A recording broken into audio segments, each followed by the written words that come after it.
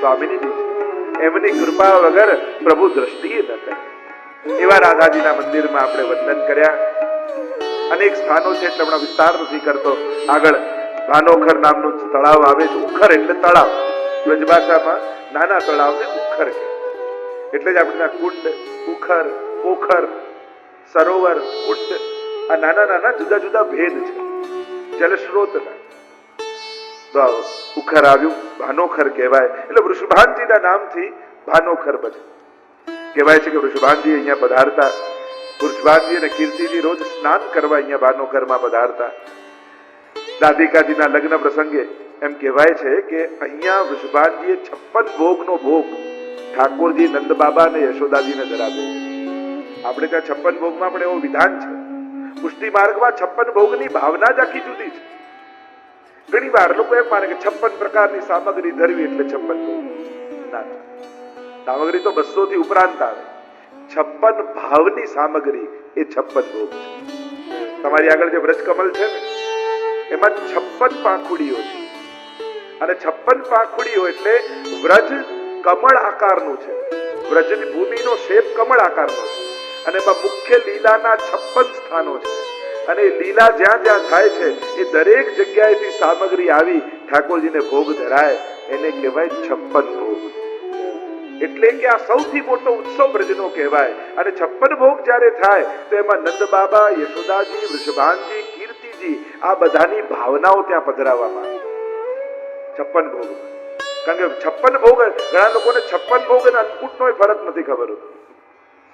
એનો ફરક છે. કારણ કે ઘણી વાર એમ કે ઠાકોરજીએ ગિરિરાજજીને 56 ભોગ આરોગાવ્યો. 56 ભોગ નથી, એને અન્નકૂટ કહેવાય. વ્રજ લીલામાં 56 ભોગ જ્યારે ઠાકોરજીની રાધાજી સાથે સગાઈ નક્કી થઈ ત્યારે વૃષભાનજીએ સમસ્ત વ્રજવાસીઓને ભોજ આપ્યો. નંદ બાબા, યશોદાજી બધાને બોલાવ્યા અને મોટો ભોજ આપ્યો. એને કહેવાય છે ઠાકોરજીને આરોગાવેલો 56 ભોગ. આવી આપણે ત્યાં ભાવના છે 56 ભોગ. તો આમ અહીંયા 56 ભોગ આ કુંડ ભાનોખર પાસે વૃષભાનજીએ આરોગાવ્યો હતો. એવી ભાવના, એવી વાયકા અહીંયા કહેવાય છે. આગળ કીર્તિ કુંડ છે, યશોદા કુંડ ત્યાં છે, લલિતા કુંડ, વિશાખા કુંડ અને જલતી કુંડ, જસતી કુંડ એવા અનેક પ્રકારના કુંડો અહીંયા આસપાસ આવેલા છે. યાત્રા કરનાર યાત્રિકો બધે જ કુંડમાં સ્નાનપાન આચમન કરે છે અને આ રીતે પોતાની યાત્રાને પૂર્ણતા તરફ લઈ જાય. અહીંયા બરસાનાની અનેકવિધ પ્રકારની રહસ્ય લીલાઓ પણ ગાવામાં આવી છે. કારણ કે જ્યારે બરસાનામાં શ્રી રાધાજીનું પિયર છે, બરસાના વૃષભાનજીની રાજધાની છે, વૃષભાનજીના રાજ્યની રાજધાની છે એવું કહેવાય છે. અને આ બરસાનાની લીલા ગાથા એમ કહે છે કે અહીંયા પ્રભુ વિવિધ વેશ લઈ અને અહીંયા અનેક પ્રકારની ઘણી બધી લીલાઓ, હવે કેટલી લીલાઓના વર્ણન કરવા, એ બધા કીર્તન સાહિત્યમાં વૈષ્ણવોએ, આપણા ભગવતીઓએ ગાઈ છે. આ બધી લીલાઓ જુદા જુદા વેશ ધરી રાધાજીને મળવા અહીંયા બરસાનામાં ઠાકોરજી આવે. તમે કેટલા પદો ને દોડોમાં સાંજીભાઈ નથી કહેતા, ચાલો તો બરસાના જઈએ રે રસિક પ્યારા. બરસાના સાંજીની લીલા, એવી અનેક પ્રકારની લીલાઓ બરસાનામાં છે. અને એ લીલાઓ જો તમને ગણાવવા જાઉં તો ઘણી બધી આવે. જોશી બનીને એકવાર ઠાકોરજી ગયા જોશ જોવા માટે અને ત્યાં દાઢીએ લગાવીને ગયા, લાવ રાધાજીનું જોશ જોઈ દો. પછી બંગડી વાળા બનીને ગયા કે લાવ ચૂડી વેચનારો શ્યામ ચૂડી વેચને આય, એ પણ ભજન કીર્તન, બધી બરસાનાની લીલા છે. એવા અનેક પ્રકારની લીલાઓ. જોગી બનીને ગયા, માલણ બનીને ગયા, રાધાજીની સખી બનીને ગયા. આ બધી જ લીલાઓ બરસાનામાં છે. રંગરેજી બનીને ગયા, કાંસકા વાળા બની, એવી બધી જ લીલાઓ. વ્રજવાસી તો અનેક પ્રકારની લીલાઓ ગાતા હોય છે કે કઈ જુદા જુદું નિમિત્ત બનાવી અને ઠાકોરજી સ્વામીજીને મળવા અહીં પધારે છે. આ બધી જ લીલાઓનું સ્મરણ કરીને ઠાકોરજીને વંદન કરીએ. આગળ દોહની કુંડ એક આવે છે બરસાના પાસે. કહેવાય છે કે જ્યારે નંદરાયજીની ગાયો દોહાતી અને જેમાં દોહા એને કહેવાય દોહની, અને દોહની અહીંયા ધોવાવતા, એ દોહની કુંડ કહેવાય. યા એક વારની રહસ્ય લીલા આ કુંડની એમ કહેવાય છે. અહીંયા વૃષભાનજીની ગૌશાળા હતી અને વૃષભાનજીની ગૌશાળા હતી એટલે રાધાજી એકવાર ગાયને દોઈ રહ્યા હતા અને ખેલતા ખેલતા ઠાકોરજી અહીંયા પધાર્યા. જુએ રાધાજી ધોઈ રહ્યા છે, રાધાજી નાના છે, હજી એમને બરાબર ધોતા આવડતું નથી, એટલે ઠાકોરજી નિકટ આવ્યા, અરે લાલી તો કોઈ ઇતનો ગાય કો ધોનો ભી નહીં આવે, અરે તને ગાય ધોતા નથી આવડતી, હટ હું તને શીખવાડું. દાદાજીને ઉભા કર્યા અને ઠાકોરજી સમજાવે બતાવે, જો આમ આંચલને પકડવા, આ રીતે ગાય ધોવાની, આજા मैं तुमको सिखाऊं, दो आंचल तू दो और दो आंचल मैं दो.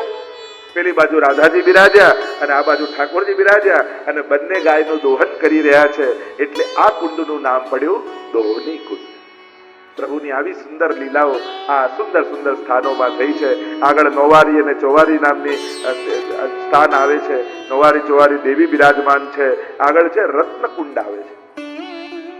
આ રત્નકુંડ એવો સુંદર કુંડ છે જેમાંથી રાધાજી અનેક રત્નો કાઢી અને વૃષભાનજીને આપેલા.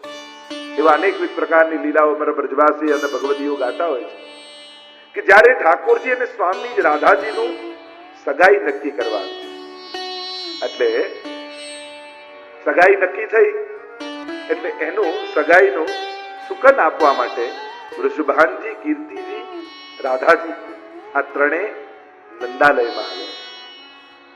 થયું વૃષભાનજી કીર્તિજીને કે લાવ દીકરી નક્કી કરવાનું છે તો છોકરાને જોઈ તો લઈ કેવો લાગે છે. અને જ્યાં જોવા આવ્યા અને પ્રભુ તો શ્યામ સુંદર.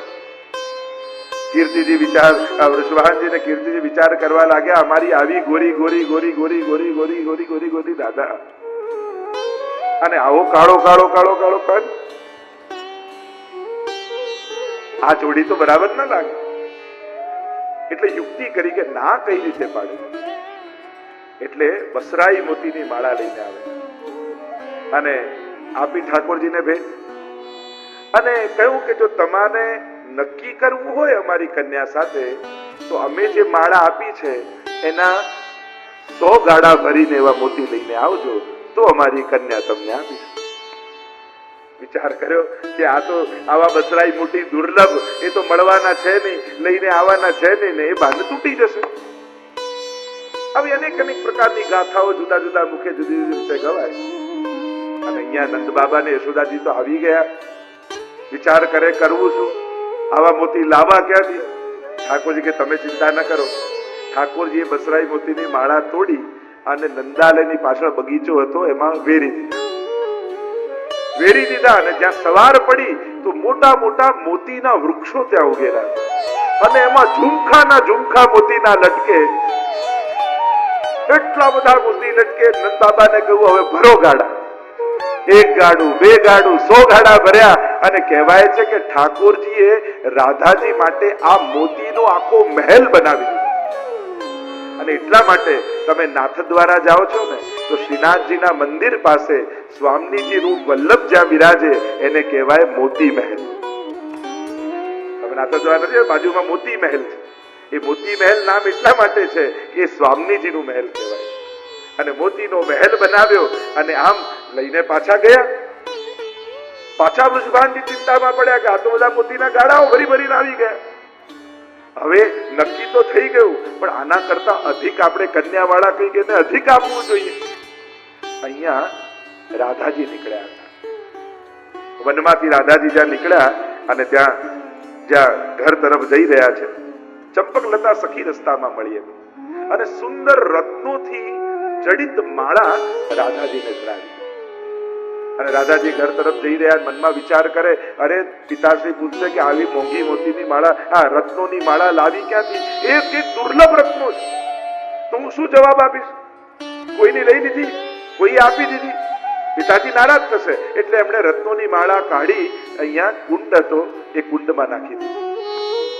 અને જ્યાં ઘરે પહોંચ્યા અને વૃષભાનજી તો ચિંતામાં બેઠા છે, માથે હાથ દઈને. દાદાજીએ પૂછ્યું કે પિતાજી થયું શું? અરે આ 100 ગાડા આવી ગયા મોતીના.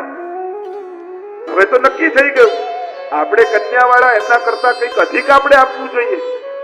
એમને મોકલાઈએ શું? રાધાજી કે દુર્લભ રત્નોના ટોપલાઓ ભરી ભરીને મોકલાવો. વૃષભાનજી કે આવા રત્નો લાવવા ક્યાંથી?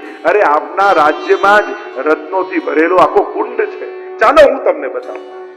અને વૃષભાનજીને લઈને આવ્યા આ કુંડમાં અને આમાંથી ટોપલા ભરી ભરીને રત્નો નીકળ્યા. જે એક માળા રાધાજીએ નાખી હતી એના અનંત રૂપો થઈ ગયા. એટલે આ કુંડને કહેવાય રત્નકુંડ. આમ એક એક લીલાઓ ઠાકોરજી અને સ્વામીજીની આ આધિદૈવિક લીલાઓ છે. આધિદૈવિક લીલાઓનો આનંદ લેવો છે. તો એને કહેવાય રત્નકુંડમાં સ્નાનપાન અને આચમન કર્યા. આ રત્નકુંડમાં જાઓ તો સ્નાનપાન આચમન કરજો, પણ હાથ ફેરવીને રત્ન ગોતવાની કોશિશ ના કરતા.